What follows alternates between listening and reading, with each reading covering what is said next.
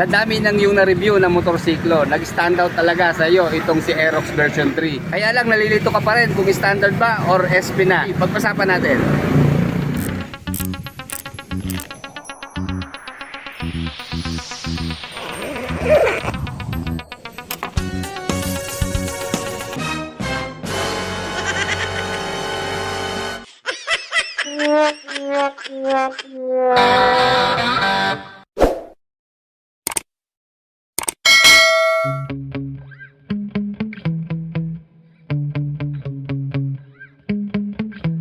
Yeah.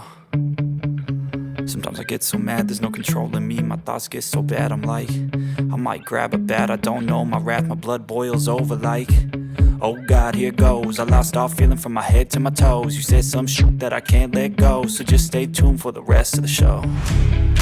So have you ever felt betrayed? Switches how you see things, realize something needs change. Cause I know you got me up, let me show you what's up. Cause enough is enough. I'll take a face full of pavement just to make a statement. I know there's no turning back. Oh God, adrenaline wasted, so mad I can taste it. I know there's no turning back. I'll do what it takes, I ain't making mistakes like that. I'll bleed on your face to make you go take it back. I'll lose my shit, I go crazy when I'm mad. And now you go wish you would shut the fuck up real bad.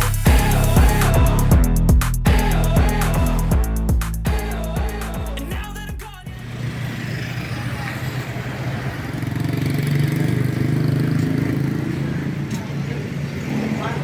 1 week before Christmas mga ka-riders, bumisita ulit tayo dito sa Des Yamaha.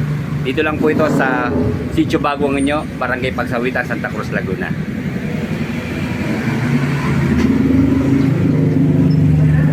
Okay, kita nyo naman yung kanilang mga high-end na motorsiklo. Naka-display na po dito sa kanilang store. Nandito syempre ang X-Max. Kulay black, katabi ang YPX, and then mga snipers. And then dito sa kabila, ang Mio Pacho, gear at graphics. Okay, ang gwapo nitong kulay green na X-Max, di ba? And then sa mga naghahanap ng MIUI 125, meron po dito XSR 155, and then MTO3 sa likod. And then of course, NMAX version 2 and version 3. Pero alam nyo mga riders, sa dami ng mga maxi scoot ng Yamaha, nag-stand out po talaga itong si Aerox version 3 standard and then Aerox SP. Bago po natin busisiin yung body and specs, dito muna po tayo syempre sa presyo. Update po natin ngayon December 17, 1 week before Christmas 2025. Okay, si standard po, ito ang kanilang cash price, 124,000 sarado. At 161,000 po dito sa Aerox SP. And then, sa down payment po ng standard, 12,000. Sa 12 months po ay 11,695. Sa 24 months, 6,945. And then sa 36 months po, 5,362. And then rebate po na 200. And then dito naman po sa Aerox SP, 15,000 po ang down payment. And then sa 12 months po, 15,123. 8,957 sa 2 years. And then sa 3 years po, 6,901. And then 200 pesos po na rebate. And then may promo pa yung magpapasko. Dito po sa Aerox SP, may less 1,000 po kapag kumuha po tayo ng cash. And then dito naman po sa standard, ang promo po niya, meron po siyang libreng backpack. Ito sa likuran. Ayan, branded po siya ng Yamaha. Ang ganda ng quality ng backpack na to. And then idagdag ko po sa kanilang promo mga ka-riders, dito lang po ito sa Des Yamaha Pagsawitan branch. Sa mga kukuha po ng motorsiklo, lalo na yan ang Sniper, NMAX at Aerox, mag-download lang po kayo ng My Yamaha Motor. And then mag-fill out po kayo sa online form. And then scan nyo po yung kanilang QR code. And then ayan, makakapag-claim na po kayo ng kanilang mga holiday treats. So samantalahin na po natin, ayan, promo runs from November 15 up to January 16, 2026. At ito po ang pwede nyong mapanalunan sa kanilang mga offer ngayon. Meron pong Instant 360 and then bag at helmet. Sa price difference po na 37,000 pesos, pag-usapan natin yung kanilang mga pagkakaiba at ano nga bang mga inilamang ng Aerox SP dito sa standard. Unahin na po natin yung special features, engine specs, bago po sa dimension at sa looks kasi almost nagkakapareho lang din naman po sila. Una po sa lighting system, mapapansin naman natin na naka all LED na sa lahat ng kanyang ilaw. So dito nga po sa split type na headlight, mapapansin nyo naka projector lamp na po siya. So the same lang din po dito sa standard. And then sa turning signals, dati naka-bulb sa version 2. So ngayon sa version 3, naka-LED na rin po ang kanyang turning signals. And then sa taillight, same lang din po naman dito sa standard at SP. Pareho po. Turning signals po, kung dati po ay bulb, ngayon naka-LED na rin siya na flexible. And then dito po sa taillight stoplight, same po ng taillight ng Sniper. Ayan, medyo lumiit na siya. Ganon din po dito sa SP. Same lang din po ng format. Then sa telescopic fork, malaki po ang naging improvement. Kung dati po, ang size po niya ay nasa 26mm lang. So ngayon, mas malaki na po. Nasa 30mm na po yung kanyang inner fork. Pero telescopic fork pa rin po siya mga ka-riders. Sa braking system, dito po sa standard, isang single disc, single piston caliper, and then speed sensor po itong nasa front.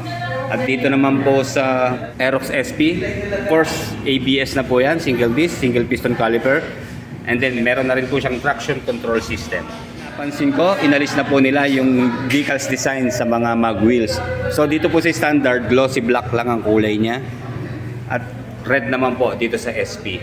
So 14 inches nga po yung kanyang size ng diameter. And then sa front tire, pareho po sila na meron pong size na 110 by 80 by 14. Siyempre IRC na tubeless po. And then dito na po tayo sa rear suspension. Isa sa na-upgrade dito po sa version 3. Naka-subtank na po yung kanyang rear suspension. At non-adjustable po ito mga riders ha. And then KYB ang brand. At dito naman po sa standard version. So yung katulad pa rin po ng dati na same rear suspension pa rin po sa version 2 na non-adjustable. And then sa braking system, dito nga po sa standard, kung dati po ay naka-drum brake, ngayon po ay naka-disc brake na rin po siya na naka-single disc, single piston caliper. Ganon din po dito sa Aerox SP version 3. Single disc na meron pong single piston caliper. Super wide na rin po yung tubeless tire dito sa rear. Meron po itong size na 140 by 70 by 14. Pareho lang din po sila ng size. And then meron lang silang konting pagkakaiba pagdating po sa oil capacity. Dito po sa Aerox standard, nasa 1 liter po ang kanyang engine oil. At 1.1 liter naman po dito sa Aerox SP. And then sa gear oil capacity naman po ng Aerox standard, nasa 100 ml. At dito naman po sa gear oil capacity ng SP, nasa 110 to 120 ml. And then same lang din po ng stock na muffler, wala naman na bago. Pero sporty type pa rin po yung kanyang looks. Plastic na heat guard. And then bulky na muffler. And then sa kanila pong mga radiator cover, same lang din po dito sa standard dun sa version 2. Pero nabago na po dito sa Aerox SP. Ayan, medyo mas naging aggressive yung kanyang looks. Pero alam niyo, marami tayong mabibili online na mas maangas na pampalit dito, di ba?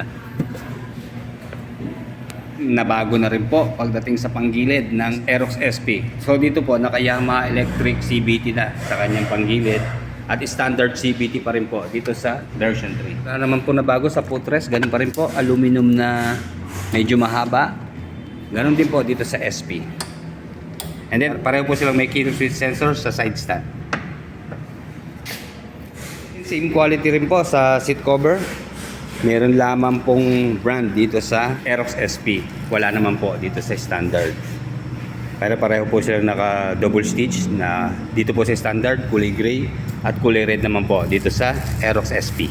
And then pareho lamang po ng seat height na nasa 790mm and then 145mm na ground clearance.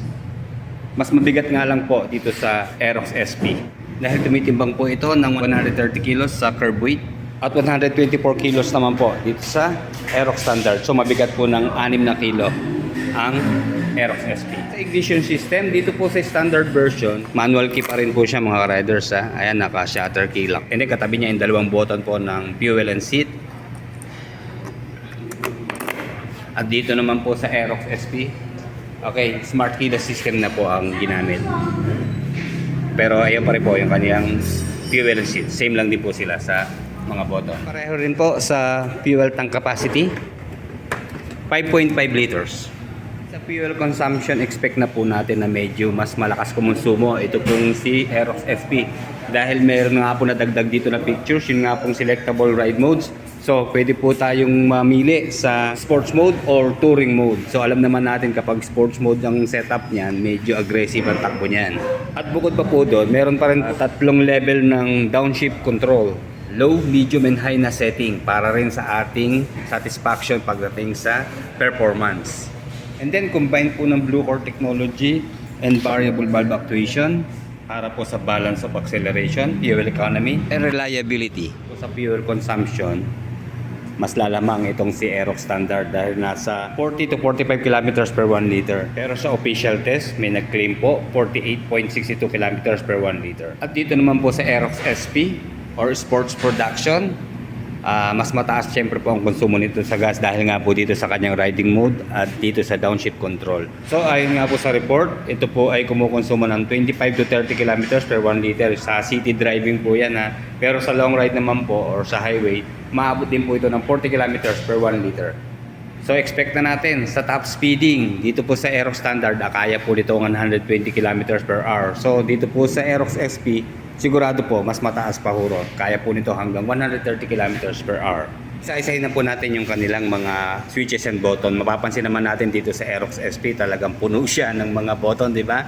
Okay, nandito po sa pinakaharap yung riding mode, and then high beam, low beam sign, turning signals, and then yung pong navigator ng kanyang panel. Okay, dito po merong up and down, and then okay, and then back at home, and then horn, downshift control, and then dito po sa kabila meron pa rin po siyang stop and start system, hazard lamp, and then electric starter push button.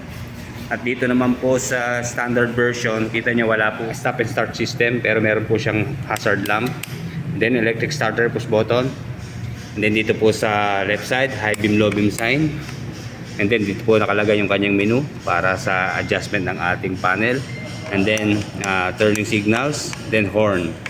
And then same sizes po pagdating sa instrument panel. Pareho po itong nasa 4.2 inches ang lapad at haba. So dito nga po sa standard, full digital display. At sa instrument panel naman po ng Aerox SP, full color TFT display. Pareho po silang merong Yamaha Motorcycle Connect or Y-Connect. So kapag na-connect nga po natin sa smartphone itong ating Y-Connect, bali marireceive natin yung real-time data on fuel efficiency, engine diagnostic, and then battery status. Mamomonitor din po natin kung kailangan na natin mag-maintenance. At pati po yung huling location ng ating pinag-park ay malolocate po natin. Nga pala, meron pong tatlong kulay na available dito po sa Aerox Standard. Meron po itong black, glaze blue, and then race blue. At isa lang po ang kulay na available dito sa Aerox SP. Ito nga pong matte blue. Then wala pong nabago sa U-Box, ganun pa rin po ang size, 24.5 hanggang 25 liters ang underseat storage. So kasya po dito ang isang full face helmet. Dito po sa SP, check natin yung kanyang compartment dito sa left side. Nasa loob po yung charging port. Na solo lang po na type C. Dito po yan nasa SP. Then ito po yung kanyang emergency key. So wala lang po dito yung kanyang remote control. At dito naman po sa Aerox Standard, check natin ha. Okay, pareho po sila na type C ang charging port. Sukat natin itong ating cellphone na. Ayan, sakto naman po yung malalaking size. Maximum power of 15.1 horsepower at 8,000 RPM and 14.2 Nm of torque at 6,500 RPM. 4-stroke, single cylinder, 4-valve, single overhead cam, liquid cooled sa cooling system, and then fuel injected sa fuel supply system, 155cc displacement, and then Blue Core engine technology. Kung daily use po ang iyong kailangan, dito tayo sa standard. Pero kung lagi ka nasa long ride at aggressive riding, dito naman tayo sa Aerox SP. Okay, like, comment, subscribe sa ating channel. Salamat po.